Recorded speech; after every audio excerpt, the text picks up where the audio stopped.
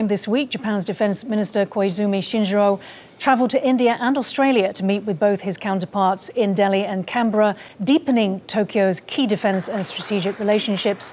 मुझे ऐसे लगता है कि इंडिया अपनी तैयारी कर रहा है कि जापान, ऑस्ट्रेलिया, बड़े मुल्कों के साथ डिफेंस एग्रीमेंट करने की। मोदी जी ने एक हिस्ट्री को क्रिएट किया है कि अब हमारे साथ रिलेशनशिप को आगे लेके जाने के लिए जापान को अपना कॉन्स्टिट्यूशन वो चेंज करना पड़ रहा है। लेकिन मैं इंटरेस्टेड हूँ ये जानने में कि ये इंडिया और जापान के बीच में क्या चल रहा है और काफ़ी देर से चल रहा है, और ये इन्होंने काफ़ी ज़्यादा एग्रीमेंट्स किए हैं, पैक्ट्स किए हैं।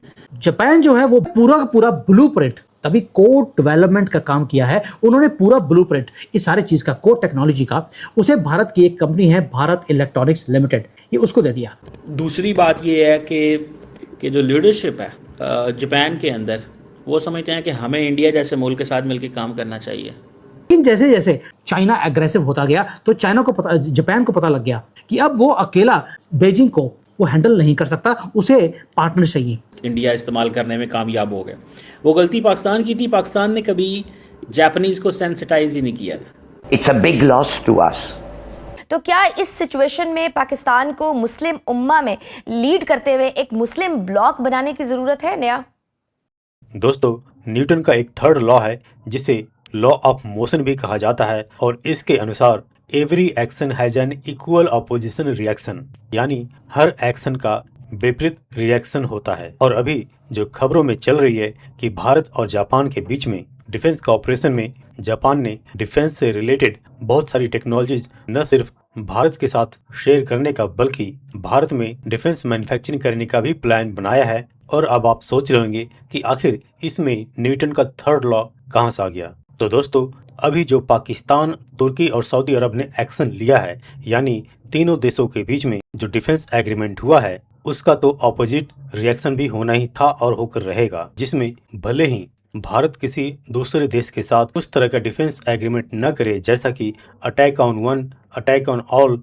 पाकिस्तानी मीडिया ने ढोल नगाड़े बजा करके पीटे जब सऊदी, पाकिस्तान और तुर्की के बीच में डिफेंस एग्रीमेंट हुआ। लेकिन इसके अपोजिट रिएक्शन में भारत को फायदे ये होंगे, और होता दिख रहा है कि जो भारत को चाहिए, खास तौर से डिफेंस टेक्नोलॉजी, वह मिलने आसान हो जाएंगे, क्योंकि इस मक्का पैक्ट ने बहुत सारे देशों को पुश करेगा कि वो उन देशों के साथ टाई अप करे, नजदीक आए, जो उनके अलाई हैं, आपस में इंटरेस्ट रखते हैं, जैसे कि जापान, साउथ कोरिया, ऑस्ट्रेलिया और भारत।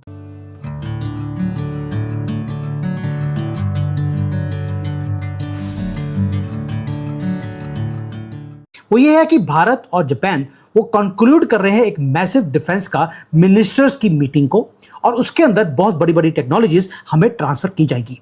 मीडिया स्क्रीम कर रहा है कि जापान ने फाइनली अपने आप को अनचेन कर लिया, क्योंकि वर्ल्ड वॉर 2 से इन्होंने अपने आप को बांध के रखा था कि हम मिलिट्री का स्टफ कभी भी एक्सपोर्ट नहीं करेंगे। और आज वो क्या कर रहे हैं, जापान अपने सारे रास्तों को खोल दिया। ट्रुथ ये है कि जापान ने, पहली बात ये है, अपना जो कॉन्स्टिट्यूशन है उसे रीराइट कर लिया, जहां पर वो अपने आप को परमिशन दे रहे हैं कि वो लीथल वेपन्स को वो एक्सपोर्ट कर सकते हैं। सुनने के लिए बड़ा अच्छा लगता है, लेकिन उनके पास एक प्रॉब्लम है। जापान के पास फैक्ट्रियां तो हैं, लेकिन उनके पास फैक्ट्रियों के अंदर वर्कर्स काम करने के लिए है ही नहीं। जितने वर्कर्स हैं वो उतने हैं जहां पर वो अपना प्रोड्यूस करते हैं सामान को, मिसाइल्स को और सारे फाइटर जेट्स को, और वो खुद ही उसको यूज कर लेते हैं। एक्सपोर्ट करने के लिए उनके पास मैसिव जो लेबर फोर्स चाहिए वो है नहीं। तो ये आपने एग्रीमेंट तो कर लिया, लेबर फोर्स उनके पास है नहीं, तो यानी कि अपने पेपर के ऊपर लोगों को खुश करने के लिए एक एग्रीमेंट किया है। आंसर है not at all. There is something more which is happening in the background। इसको डिकोड करता हूं, पूरे मैट्रिक्स को आपके सामने रखूंगा कि मोदी जी ने काम किया क्या है। दोस्तों, इसको अंडरस्टैंड करने के लिए पहले आप देखिए अप्रैल 2026 में कुछ चेंज हुआ जापान के अंदर। वो था उनका कॉन्स्टिट्यूशन। 70 साल से जापान ऑपरेट करता रहा अपने एक कॉन्स्टिट्यूशन के अंदर, आर्टिकल 9 के अंदर, जहां पर उन्होंने एक्सपोर्ट्स को, जो मिलिट्री एक्सपोर्ट्स है, उसको बैन किया हुआ था। लेकिन जैसे जैसे जियोपॉलिटिकल टेम्परेचर वो बॉयल अप होता गया, चाइना एग्रेसिव होता गया, तो जापान को पता लग गया कि अब वो अकेला बीजिंग को वो हैंडल नहीं कर सकता, उसे पार्टनर चाहिए। अब पीस बाय पीस उन्होंने कॉन्स्टिट्यूशन को डिसमेंटल करना शुरू कर दिया। शुरू किसने किया?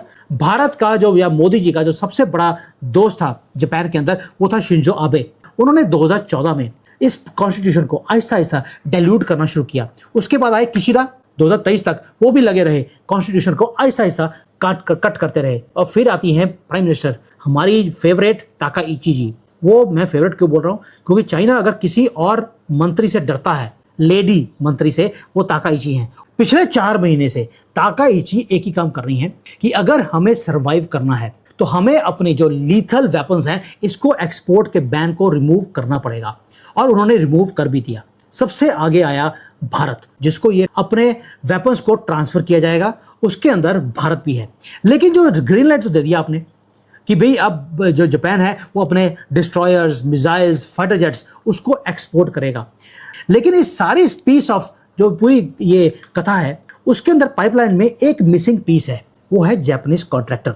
जापानीज ने एक्सपोर्ट तो ओपन कर दिया, लेकिन उन्होंने वर्ल्ड वॉर 2 से लेकर अब तक अपनी जो डिफेंस की इंडस्ट्री है उसे एक्सपोर्ट के लिए बनाया ही नहीं है। उनके मैन्युफैक्चरिंग बेस बिल्कुल एम्प्टी है। वर्क फोर्स को वो प्रोड्यूस नहीं कर पाए क्योंकि वहाँ पे जो प्रोडक्शन ऑफ बच्चे हैं वो बहुत कम है। तो अगर जापान मास प्रोडक्शन कर नहीं सकता, अपनी शिप के ऊपर डालकर भारत में चीज़ों को ट्रांसफर कर नहीं सकता, तो आपने ये नया सिक्योरिटी का एग्रीमेंट किया क्यों है? क्या मोदी जी हमें बेवकूफ़ बनाने के लिए ये सारे काम कर रहे हैं? अब आते हैं इसके ऊपर जो रियल स्टोरी शिफ्ट है, जो पॉलिटिकल हेडलाइंस में चीज़ें ट्रांसफर नहीं होती हैं, ना ही कोई कवर करता है। दोस्तों, अगर आपको इस पार्टनरशिप को समझना है तो आपको देखना पड़ेगा कि जुलाई 2026 में ताकाइची जो इनकी प्रधानमंत्री हैं वो भारत में आई थी और वहां पर आकर उन्होंने क्या किया था। वहां पर उन्होंने मोदी जी के साथ बैठकर भारत और जापान ने क्वाइटली उन्होंने लॉन्च किया अपना पहला बायलैटरल डिफेंस का को डेवलपमेंट एंड को प्रोडक्शन का प्रोजेक्ट। जो जापान की जो बॉटलनेक है उसको भी रिमूव हम कैसे कर रहे हैं। दोस्तों, जो मॉडर्न आर्मी है उसके अंदर ये नहीं है कि आपके पास सबसे बड़ी शिप है या नहीं है, वो ये है कि आप अपने दुश्मन को सबसे पहले देखकर उसे डिस्ट्रॉय आप कैसे कर सकते हैं। जो ट्रेडिशनल वॉरशिप्स हैं उसके अंदर होता क्या है कि बहुत ज़्यादा एंटीनास होते हैं। सपोजिंग भारत का एक शिप जा रहा है, उसके ऊपर इतने एंटीना होते हैं, लेकिन जो दुश्मन कंट्री है जैसे चाइना है, उनका जो रडार है वो इन एंटीनास के ऊपर जो लाइट निकलती है उसको कैच करता है और उसके रडार के ऊपर वो क्रिसमस ट्री बन जाता है कि देखिए वहाँ पर भारत की शिप हमारी तरफ आ रही है और वो अटैक करना शुरू कर सकते हैं। जापान ने जो यूनिकॉर्न का सिस्टम निकाला है वो पूरा का पूरा वो बाईपास करता है इन चीज़ों को, वो कम्युनिकेशन को, सर्वेलेंस को, इलेक्ट्रॉनिक वॉरफेयर सिस्टम्स को, सबको वो हाइड कर देता है अपने ही अंदर। उससे जो दुश्मन कंट्री है उसे दिखता ही नहीं है कि हमारी शिप वो वहाँ पे पहुँच रही है। दोस्तों, अब ये जीनियस पार्ट क्या है, जापान जो है वो बिल्ड कर नहीं सकता, उसके पास मैन्युफैक्चरिंग बेस नहीं है।